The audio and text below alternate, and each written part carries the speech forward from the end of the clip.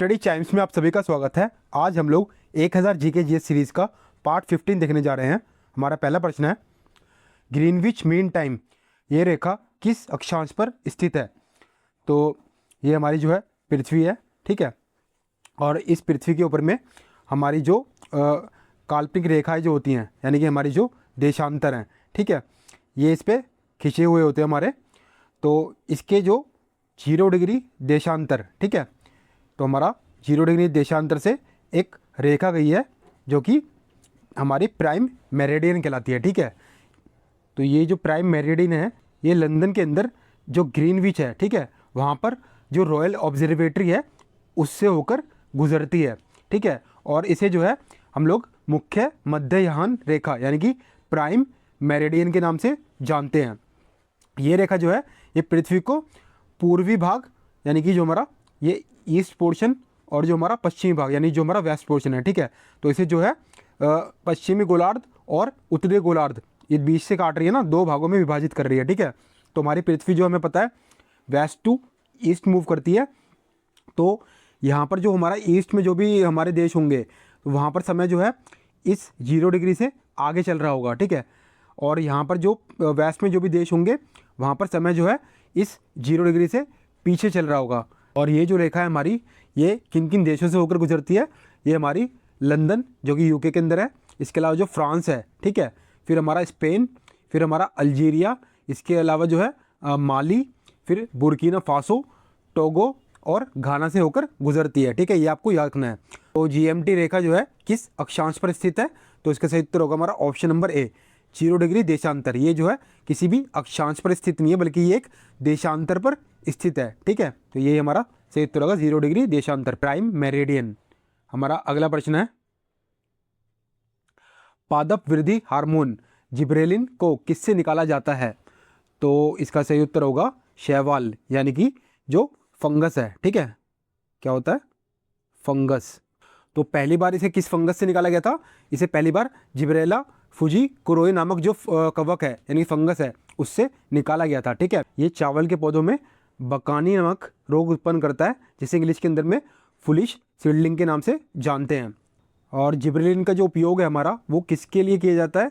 तो जिब्रेलिन का जो उपयोग है ये कृषि के अंदर जो पौधों की वृद्धि, इसके अलावा जो बीजों का अंकुरण और जो फलों का जो आकार है उसको बढ़ाने के लिए किया जाता है। भारतीय संविधान में संविधान संशोधन प्रक्रिया किस अनुच्छेद के अंदर आती है? तो इसका सही उत्तर है हमारा अनुच्छेद नंबर 368, ऑप्शन नंबर बी। हमारे भारतीय संविधान में जो संविधान संशोधन प्रक्रिया है, ठीक है, ये अनुच्छेद 368 के अंदर आती है जो संसद को संविधान में बदलाव करने की शक्ति देता है, ठीक है। और इसका जो प्रावधान है ये संविधान का भाग 20, ठीक है, भाग 20 के अंदर में आता है। ये अनुच्छेद विशेष बहुमत और राज्य विधानमंडलों के अनुसमर्थन के माध्यम से संशोधन प्रक्रिया को निर्धारित करता है। तो हमारा इसका सही उत्तर था आर्टिकल नंबर 368, ठीक है। और अगर आपसे पार्ट पूछा जाए किस किस भाग में आता है तो भाग नंबर 20 के अंदर आता है। रुपया शब्द पहली बार किसने उपयोग किया था? तो इसका सही उत्तर है हमारा option number A, Sher Shah Suri. जो रुपया शब्द है इसका पहली बार उपयोग शेर शाह सूरी ने किया था, ठीक है, अपने शासनकाल 1540 से लेकर 1545 के अंदर में, ठीक है, 1540 से 1545 ईस्वी के अंदर में इन्होंने इसका इस्तेमाल किया था पहली बार। और उन्होंने जो है शुद्ध चांदी का एक सिक्का जारी किया था जिसे रुपया नाम दिया गया था, ठीक है। किसका सिक्का था वो? एक शुद्ध चांदी का, ठीक है, वेरी इंपॉर्टेंट है, आपको याद रखना है, आपसे पूछा जा सकता है। तो ये चांदी का सिक्का था जिसे रुपया नाम दिया गया था। और इस सिक्के की जो विशेषता क्या थी? पहली तो विशेषता यही थी ये चांदी का सिक्का था, ठीक है, और इससे का जो वजन था वो लगभग जो है हमारा 11.53 ग्राम था, ठीक है, 11.53 ग्राम। तो आपको ये याद रखना है इसका वजन कितना था, 11.53 ग्राम। और जो रुपया शब्द है इसकी उत्पत्ति कहाँ से हुई थी? इसकी उत्पत्ति जो है एक संस्कृत का शब्द है रुपये कम से हुई थी। और इसका अर्थ क्या होता है? इसका अर्थ है चांदी का सिक्का, ठीक है, रुपये कम का अर्थ है चांदी का सिक्का। और इसके अलावा जो शेर शाह सूरी थे इन्होंने जो तांबे के सिक्के थे, ठीक है, तांबे के सिक्के जो थे उनको क्या नाम दिया था? उन्हें दाम कहा था, ठीक है। जो तांबे के सिक्के थे आपको याद रखना है किसके थे? ये तांबे के, वेरी इंपॉर्टेंट है, ठीक है, लिख दिया आपके लिए तांबे के सिक्कों को दाम कहते थे, और जो हमारे सोने के सिक्के थे, ठीक है, उनको क्या कहते थे? मोहरे, ठीक है, जो सोने की मोहरे होती थी, ठीक है, यानी कि हमारा गोल्ड, मोहरे जो है वो गोल्ड की बनी होती थी, यानी कि सोने की। इसके अलावा जो दाम था ये तांबे का बना होता था, और जो रुपया था ये चांदी का बना होता था। सो वेरी इंपॉर्टेंट है ये। परमाणु का कौन सा हिस्सा सभी रासायनिक गुणों के लिए जिम्मेदार होता है? तो इसका सही उत्तर है हमारा ऑप्शन नंबर सी, इलेक्ट्रॉन। तो परमाणु के जो रासायनिक गुण होते हैं वो मुख्य रूप से जो इलेक्ट्रॉन होते हैं, ठीक है, विशेषकर जो सबसे भारी कक्षा में मौजूद जो संयोजी इलेक्ट्रॉन होते हैं, ठीक है, जिसे हम लोग वैलेंस इलेक्ट्रॉन के नाम से जानते हैं, ठीक है। किसके नाम से जानते हैं? Valence electron. इनकी संख्या पर और व्यवस्था पर निर्भर करते हैं। जितनी भी जो रासायनिक अभिक्रियाएं होती हैं उनके दौरान जो परमाणु होते हैं वो इलेक्ट्रॉन को साझा करके या उनका जो आदान प्रदान करके ही नए बॉन्ड्स बनाते हैं। ये हमारा कोई एटम है और इसके बीच में जो हमारा पोर्शन है ये हमारा, इसके अंदर में प्रोटॉन और न्यूट्रॉन होता है, और इसकी जो बाहर ये ऑर्बिट यानी इसकी जो कक्षाएं होती हैं इसमें जो है इलेक्ट्रॉन हमारे वो इसके घूम रहे होते हैं। तो इलेक्ट्रॉन के ऊपर में चार्ज होता है हमारा नेगेटिव, और प्रोटॉन के ऊपर में हमारा होता है पॉजिटिव, और जो न्यूट्रॉन होता है ये हमारा न्यूट्रल होता है, इस पर कोई चार्ज नहीं होता हमारा। प्रकाश का अपवर्तन किस कारण होता है? तो इसका सही उत्तर हमारा ऑप्शन नंबर बी, माध्यम का जो परिवर्तन है, ठीक है, उसकी वजह से जो हमारा प्रकाश का अपवर्तन होता है। जब प्रकाश की वो हमारी जो किरण है, ठीक है, वो एक पारदर्शी मीडियम जैसे कि यानी कि जो हवा है, ठीक है, हवा से दूसरे किसी पारदर्शी मीडियम जैसे किसी पानी या फिर जो कांच में प्रवेश करती है तो उसकी जो स्पीड है वो बदल जाती है, ठीक है।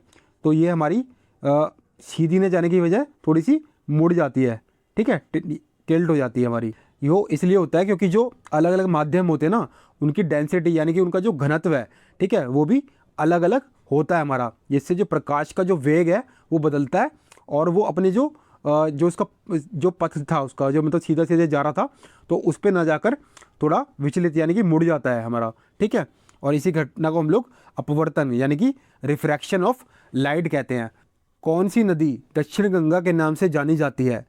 तो इसका सही उत्तर है हमारा ऑप्शन नंबर ए, गोदावरी।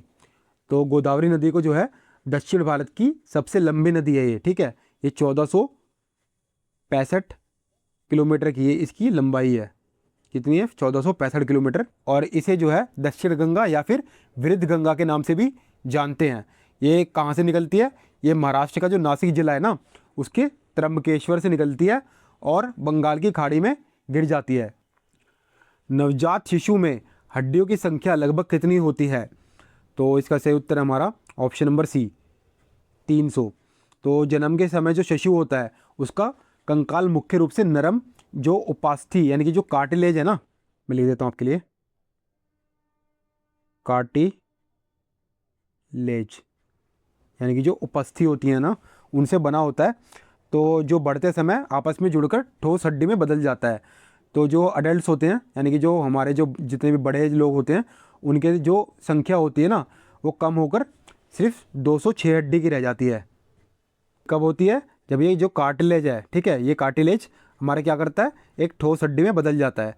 तो इसका सही उत्तर था हमारा ऑप्शन नंबर सी, 300 हड्डियाँ। भारत के संविधान में नागरिकों के मौलिक अधिकार किस अनुच्छेद में वर्णित है? तो इसका सही उत्तर हमारा आर्टिकल नंबर 12 से 35, ऑप्शन नंबर सी। हमारा जो संविधान का भाग 3 है, ठीक है, भाग 3 और आर्टिकल नंबर 12 से 35 इसके अंदर में जितने भी नागरिकों के मौलिक अधिकार हैं ये इसमें इनका वर्णन इसी के अंदर में है, ठीक है। तो ये अधिकार अमेरिका के संविधान से प्रेरित हैं और इन्हें भारतीय संविधान का मैग्ना कार्टा भी कहा जाता है। आपसे पूछा जा सकता है कि भारतीय संविधान का जो मैग्ना कार्टा है वो किसे कहा जाता है? तो इन्हीं मौलिक अधिकारों को। ये इनका जो है कभी भी उल्लंघन नहीं किया जा सकता, ठीक है। अगर इनका उल्लंघन होता है तो इसके लिए जो कोई भी नागरिक है वो अदालत में जा सकता है। भारत में सेवा कर की शुरुआत किस वर्ष में हुई थी? तो जो सर्विस टैक्स है इसकी शुरुआत 1994, ऑप्शन नंबर सी, ठीक है, इसमें हुई थी। और उस समय के जो वित्त मंत्री थे डॉक्टर मनमोहन सिंह, जो वित्त अधिनियम 1994 का जो अध्याय 5 है, ठीक है, उसके तहत इसे लागू किया था, जो सर्विस टैक्स है यानी कि सेवा कर है। शुरुआत के दिनों में ये जो कर था ये केवल 3 सेवाओं पर लगता था। तो ये 3 सेवाएं थी, टेलीफोन, इंश्योरेंस और जो स्टॉक ब्रोकरेज थी, ठीक है, इन पर ये सर्विस टैक्स लगाया जाता था। शुरुआत में जो इस सर्विस टैक्स की जो रेट थी वो थी 5%। हमारा अगला प्रश्न है,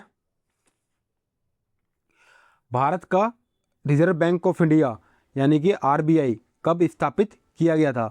तो इसका सही उत्तर हमारा 1 अप्रैल 1935, ऑप्शन नंबर ए। तो ये हमारा भारतीय रिजर्व बैंक अधिनियम 1934 यानी कि जो आरबीआई एक्ट 1934 था उसके अनुसार स्थापित हुआ था, ठीक है। और इसे जो है हिल्टन यंग कमीशन की सिफारिश पर बनाया गया था। हिल्टन यंग कमीशन इसे इसकी सिफारिश पर बनाया गया था। और इसका जो मुख्यालय था वो स्टार्टिंग के अंदर में कहाँ था? वो था कोलकाता के अंदर में, ठीक है, कोलकाता। और बाद में 1937 के अंदर में इसे जो है मुंबई के अंदर में शिफ्ट कर दिया गया। कहाँ पर? मुंबई के अंदर। वेरी इंपॉर्टेंट है भी, ठीक है। और अगर आपसे पूछा जाए कि हमारा जो भारतीय रिजर्व बैंक है इसका जो राष्ट्रीयकरण है यानी कि नेशनलाइजेशन कब हुआ था, तो वो हुआ था 1 जनवरी सन 1949 को। ये भी वेरी इंपॉर्टेंट, आपको याद रखना है। हमारा अगला प्रश्न है, 1857 के विद्रोह के समय भारत का गवर्नर जनरल कौन था? तो इसका सही उत्तर है हमारा option number B, Lord Canning. तो 1857 के जो विद्रोह हुए थे उस समय जो लॉर्ड कैनिंग थे, ठीक है, वो भारत के गवर्नर जनरल थे। उनका जो कार्यकाल था वो 1856 से लेकर 1862 तक था, ठीक है, ये भी आपको याद रखना है। और ये जो विद्रोह था, इस विद्रोह के बाद 1858 के भारत सरकार अधिनियम के तहत उन्हें ही भारत का पहला वाइसरॉय बनाया गया था, ठीक है। तो लॉर्ड कैनिंग को जो है भारत का पहला जो वाइसरॉय थे ये बने थे, ठीक है, first vice Roy of India. बाकी जो लॉर्ड डलहौजी थे ये 1848 से लेके 1856 तक इन्होंने जो है इनका कार्यकाल था। और इनके जो कार्यकाल था उसमें इन्होंने जो डॉक्ट्रिन ऑफ लैप्स यानी कि व्यापकता का जो सिद्धांत है जिसे हम लोग हड़प नीति के नाम से भी जानते हैं, वो उसकी शुरुआत इन्होंने की थी। और जो लॉर्ड विलियम बेंटिक है इनका जो कार्यकाल था 1828 से लेके 1835 तक था। और इन्होंने 1833 में भारत के पहले गवर्नर जनरल ये बने थे, ठीक है। और इन्होंने जो है सती प्रथा जैसी कुरीतियों को समाप्त किया था। इसके अलावा जो लॉर्ड रिपन है इनका जो कार्यकाल था ये 1880 से लेके 1884 तक था। और इन्होंने जो है भारत के अंदर में स्थानीय स्वशासन लागू किया था। हमारा अगला प्रश्न है, भारतीय राष्ट्रीय कांग्रेस का पहला अध्यक्ष कौन था? तो इसके जो पहले अध्यक्ष थे वो थे WC बनर्जी, ठीक है। हमारा जो ऑप्शन है ये इसके अंदर में कोई भी इसका सही उत्तर नहीं है। हालांकि जो A.O. ह्यूम थे इन्होंने जो है जो कांग्रेस थी इसकी जो स्थापना थी वो की थी। लेकिन जो पहला अध्यक्ष जो था, जो कांग्रेस का पहला अधिवेशन हुआ था 1885 के अंदर में, उसकी जो अध्यक्षता की थी वो WC बनर्जी ने ही की थी। हमारा अगला प्रश्न है, भारत में पंचवर्षीय योजनाओं का शुभारंभ कब हुआ था? तो इसका सही उत्तर है हमारा ऑप्शन नंबर बी, 1951 के अंदर में।